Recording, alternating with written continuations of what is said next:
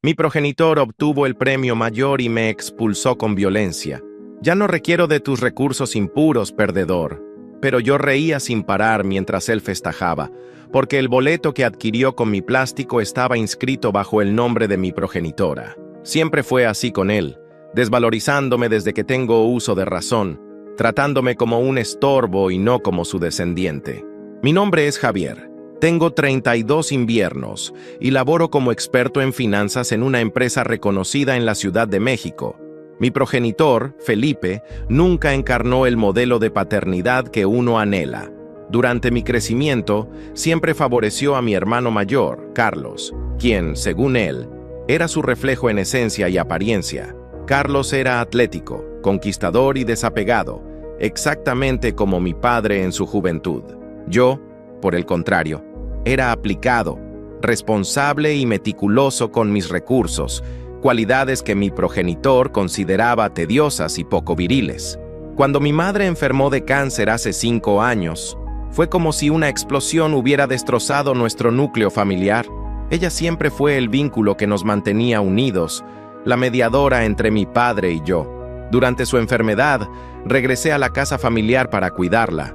Mi padre, siempre ausente, apenas aparecía para las consultas médicas, mientras que Carlos estaba demasiado ocupado con su vida en Guadalajara para visitar más de 2 veces durante todo el tratamiento.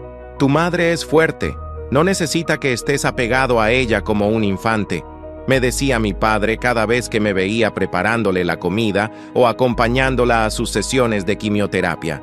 Pero yo sabía que ella me necesitaba, y yo a ella. Cuando mi madre falleció hace 3 años, algo en nuestra familia se quebró irreparablemente.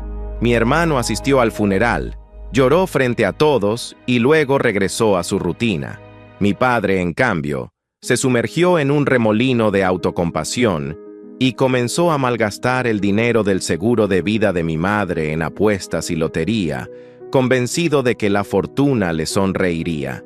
Lo más irónico es que yo, a quien siempre tachó de fracasado, terminé siendo quien sostenía el hogar. Mi padre perdió su empleo meses después del fallecimiento de mi madre, supuestamente por recortes, pero todos sabíamos que era por sus llegadas tardías y, a veces, en estado etílico. Y así, a mis 29 años, me convertí en el sustento económico de un hombre que nunca me mostró el más mínimo respeto. Es temporal, me dijo cuando comenzó a pedirme dinero. Pronto encontraré algo mejor y te devolveré cada moneda. Pero los meses pasaron y las promesas se convirtieron en exigencias. Soy tu padre, tienes la obligación de ayudarme, me reclamaba cuando le sugería buscar empleo. Mientras tanto, seguía comprando boletos de lotería y apostando en carreras, convencido de que ese era su pasaporte a la riqueza. Lo que no sabía es que su obsesión por la lotería nos llevaría a un punto de ruptura que alteraría nuestras vidas para siempre. Cada semana era la misma historia. Mi padre llegaba a mi habitación, me pedía dinero prestado y luego lo despilfarraba en cerveza y boletos de lotería. Al principio intenté razonar con él, sugerirle que buscara ayuda para su adicción al juego, pero solo recibía insultos y reproches. Eres igualito a tu madre, siempre preocupado por nimiedades, me escupía. El día que gane verás que tenía razón.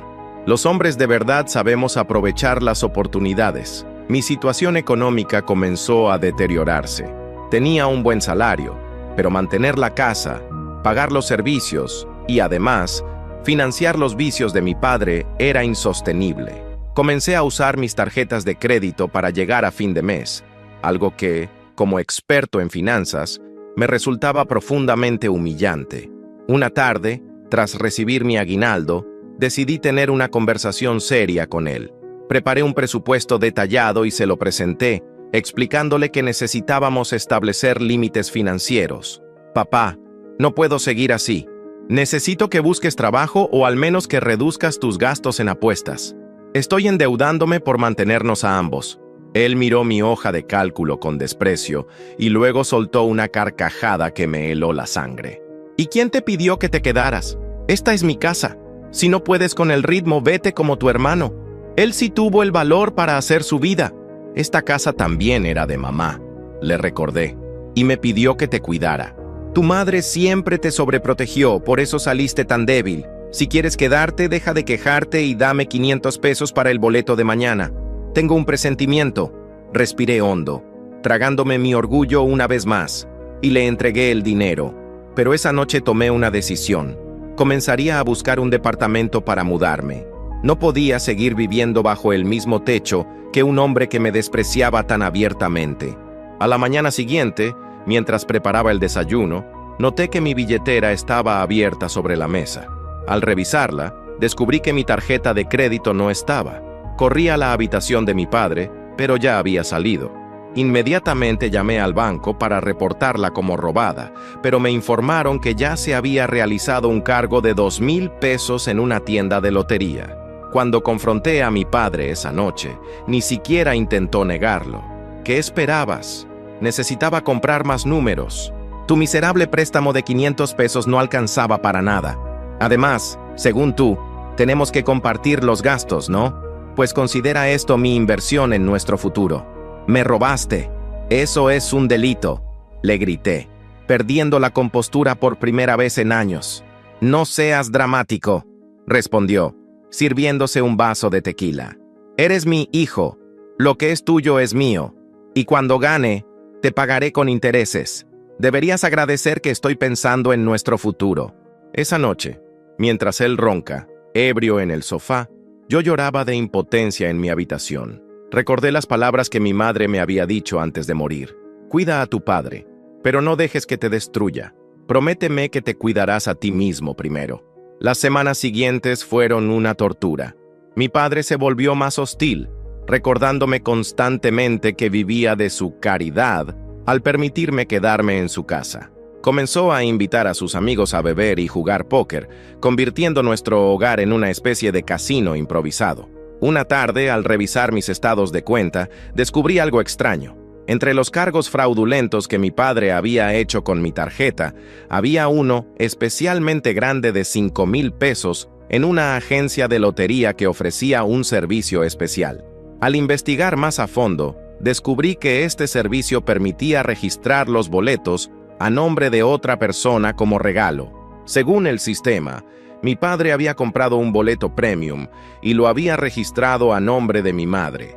El sistema aún tenía su nombre porque ella había sido cliente frecuente, comprando un boleto mensual como diversión inocente. Según decía, mi padre, en su arrogancia o quizás en su ebriedad, no se había dado cuenta de que el sistema automáticamente asignó el boleto al nombre ya registrado en su base de datos cuando usó nuestro domicilio.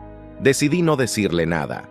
Una pequeña parte de mí pensó que sería una dulce ironía si ese boleto resultara premiado. Lo que nunca imaginé es que esa ironía se convertiría en realidad tan pronto. El sorteo especial del Día de la Independencia, uno de los más grandes del año, con un premio acumulado de 40 millones de pesos, se llevó a cabo esa misma semana. Yo estaba trabajando tarde en la oficina cuando comencé a recibir mensajes y llamadas de números desconocidos. No les di importancia hasta que mi teléfono sonó con la foto de mi padre en la pantalla. ¡Gané! ¡Gané! ¿Me oyes, Javier? ¡Soy millonario!, gritaba tan fuerte que tuve que alejar el teléfono de mi oído. 40 millones de pesos, el gordo. El boleto que compré la semana pasada resultó ganador.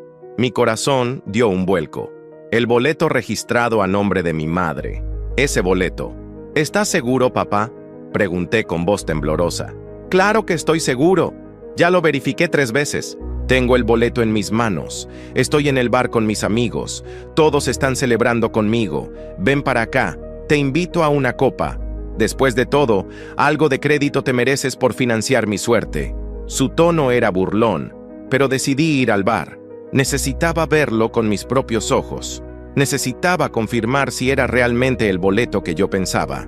Cuando llegué a la cantina, el charro, mi padre estaba rodeado de personas que nunca había visto en mi vida. Algunos lo abrazaban, otros le palmeaban la espalda, y las meseras no dejaban de llevar botellas de tequila a su mesa. Él, en el centro de todo, sostenía un papel que reconocí como un boleto de lotería. «Aquí está el fracasado de mi hijo», exclamó al verme, levantando su vaso. Ven a celebrar con tu viejo. Al fin hice algo bien según tus estándares. Me acerqué lentamente, ignorando las miradas curiosas de los desconocidos. Cuando llegué a su lado, me abrazó con fuerza, algo que no hacía desde que yo era niño. El olor a alcohol era abrumador. ¿Puedo ver el boleto?, pregunté, intentando mantener la calma. ¡Claro! ¡Míralo! 40 millones. ¿Quién es el fracasado ahora? ¡Eh! Me entregó el boleto y mi sospecha se confirmó inmediatamente. Era el mismo tipo de boleto premium que había visto en mi estado de cuenta, con el logo especial del sorteo del Día de la Independencia. Y allí, en letra pequeña pero clara, estaba impreso: a nombre de Laura Mendoza de Gutiérrez, el nombre de mi madre. Papá, dije en voz baja, este boleto, ¿recuerdas dónde lo compraste? Con tu tarjeta, claro. Era el destino, hijo. El universo sabía que necesitaba usar tu dinero para hacernos ricos. ¿Oye, leíste los términos? ¿Viste a nombre de quién está registrado? Su sonrisa vaciló un momento. ¿De qué hablas? ¿Está mi nombre?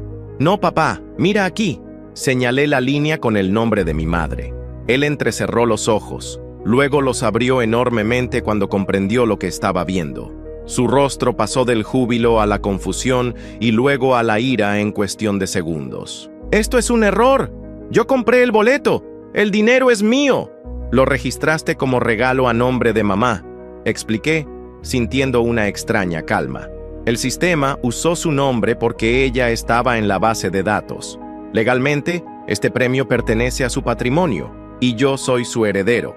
No exactamente, respondí, recordando las cláusulas del testamento de mi madre. Según su testamento, cualquier bien o dinero descubierto después de su muerte debe dividirse entre sus hijos, lo que significa que este premio nos corresponde a Carlos y a mí. La ira en sus ojos fue como un incendio forestal. Se levantó de golpe, derramando su bebida sobre la mesa. Eres un maldito ladrón igual que tu madre. Siempre conspiró para dejarme sin nada. Papá, cálmate. Estás haciendo una escena. Intenté aplacarlo, consciente de que decenas de ojos estaban fijos en nosotros. No me digas que me calme. Yo compré ese boleto. Yo merezco ese dinero. Y entonces ocurrió. En un arrebato de furia me empujó con tanta fuerza que caí al suelo. Las risas y celebraciones se detuvieron abruptamente, reemplazadas por un silencio tenso. Ya no necesito de tu sucio dinero fracasado. Me escupió las palabras, irradiando odio. Vete de mi casa. No quiero volver a verte. Y mientras él me pateaba, estando yo en el suelo, ante la mirada atónita de todos los presentes, yo comencé a reír. Primero fue una risa nerviosa. Luego se convirtió en carcajadas incontrolables que desconcertaron aún más a los espectadores. ¿De qué te ríes, imbécil?, me gritó, preparándose para darme otra patada. Me río porque el boleto está registrado a nombre de mamá, y según su testamento ese dinero es mío y de Carlos. Ni un centavo es tuyo. La expresión de mi padre cambió completamente. Su rostro, enrojecido por la ira y el alcohol, palideció de repente, como si hubiera visto un fantasma. Retrocedió un paso, tambaleándose. «Estás mintiendo», murmuró, pero su voz ya no tenía la confianza anterior. «Esto es una estupidez legal que arreglaré mañana mismo». Me puse de pie lentamente, sacudiendo el polvo de mi ropa. Los espectadores del bar, que antes celebraban con mi padre, ahora guardaban un silencio incómodo, algunos alejándose discretamente de la escena. «No es ninguna estupidez legal, papá», respondí con calma. «Es exactamente lo que mamá previó. Ella sabía cómo eras, sabía que intentarías quedarte con todo, por eso su testamento es tan específico». Saqué mi celular y mostré la foto del testamento que siempre llevaba conmigo. Se la acerqué para que pudiera leer la cláusula específica que mencionaba: cualquier bien, activo o ingreso inesperado, descubierto o generado después del fallecimiento. El asesor legal de mamá fue muy cuidadoso al redactar esto, expliqué. Incluso menciona específicamente los premios de lotería como ejemplo de ingresos inesperados. ¿Recuerdas que ella compraba un boleto mensual? Pues lo hizo precisamente para establecer este precedente. Mi padre arrebató el teléfono de mis manos y leyó frenéticamente, sus ojos moviéndose de un lado a otro, buscando algún vacío legal, alguna salida. Cuando llegó al final del documento, me lanzó el teléfono con furia. Esto es una conspiración. Tu madre siempre quiso hundirme, y tú eres igual de manipulador que ella. Recogí mi teléfono del suelo, afortunadamente sin daños. Esto no es una conspiración, papá. Es consecuencia de tus propias acciones. Usaste mi tarjeta sin permiso. Compraste un boleto a nombre de otra persona, y ahora enfrentas las consecuencias. ¡Te demandaré! Contrataré al mejor abogado de México. Adelante, respondí, sintiéndome extrañamente poderoso. Tengo los estados de cuenta que demuestran el cargo fraudulento. Tengo testigos de que admitiste haber usado mi tarjeta sin permiso. Y tengo el boleto con el nombre de mamá. ¿Con qué vas a defenderte? ¿Con que eres mi padre y por eso tenías derecho a robarme? El cantinero, que había estado observando todo, se acercó a nosotros. Señores, les voy a pedir que resuelvan sus problemas fuera de mi establecimiento, dijo con firmeza. Y la cuenta de todas estas botellas, ¿quién la va a pagar? Mi padre me miró expectante, como siempre lo hacía cuando llegaba la hora de pagar. Era un reflejo condicionado, crear problemas y esperar que yo los resolviera. El señor es ahora un ganador de lotería, dije al cantinero con una sonrisa. Estoy seguro de que puede permitirse pagar sus propias celebraciones. El dinero no es mío según tú, gritó mi padre, su lógica nublada por la ira y el alcohol. Exacto, no es tuyo, pero las deudas sí lo son. Me di la vuelta y comencé a caminar hacia la salida. A mis espaldas escuché a mi padre gritar improperios, amenazas y súplicas, todo mezclado en un discurso incoherente. Pero por primera vez en mi vida adulta, no me detuve. No regresé a arreglar su desastre. Esa noche conduje directamente a un hotel. No podía regresar a su casa, no después de lo que había pasado. A la mañana siguiente, muy temprano, llamé a mi hermano Carlos. Javier, ¿qué pasa? Son las 6 de la mañana, respondió con voz adormilada. Disculpa la hora, pero necesitamos hablar de algo importante. Papá compró un boleto de lotería con mi tarjeta, lo registró sin querer a nombre de mamá y resultó ganador de 40 millones de pesos. Un silencio prolongado. Luego, ¿estás bromeando? No. Y según el testamento de mamá, ese dinero nos corresponde a nosotros. Otro silencio, esta vez más largo. Finalmente, Carlos suspiró. Voy para allá. Llego en el primer vuelo. Mientras esperaba a mi hermano, contacté a un abogado especializado en herencias y temas de lotería. Me confirmó lo que ya sabía. Legalmente, el premio correspondía al patrimonio de mi madre y, por tanto, a sus herederos. ¿Y si el señor Gutiérrez reclama que él compró el boleto? Pregunté.